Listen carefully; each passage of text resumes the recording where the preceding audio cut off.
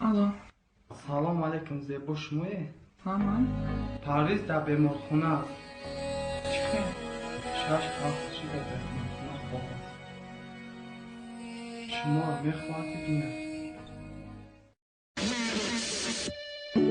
برگی درخت میریزد،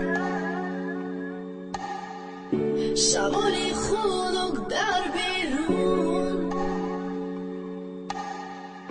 من باشد در خانه تنها،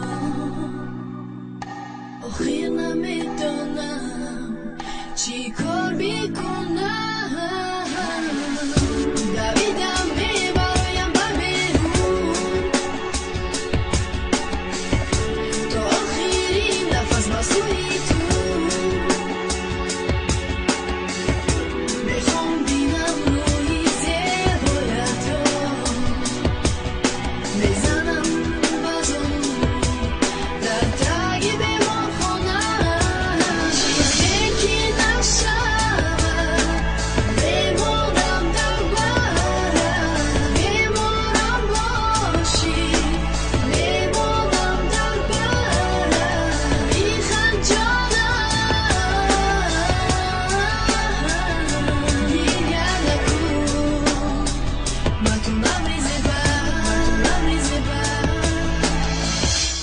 جانم.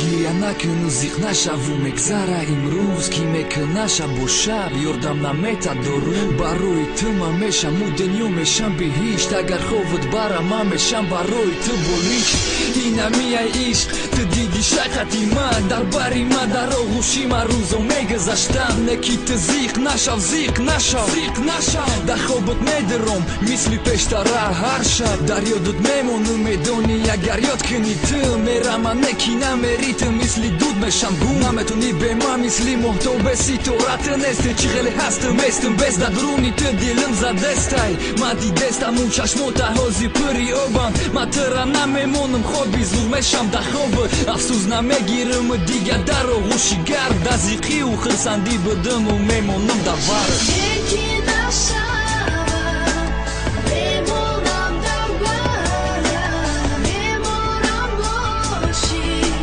میمونم در برم، بیخند جانم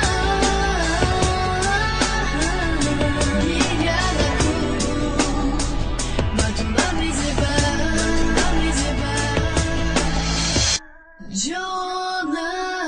چیزی که نشود میمونم در برم، میمونم باشی، میمونم در برم، بیخند جانم گریه نکن، من تو نمیزه بر جانم.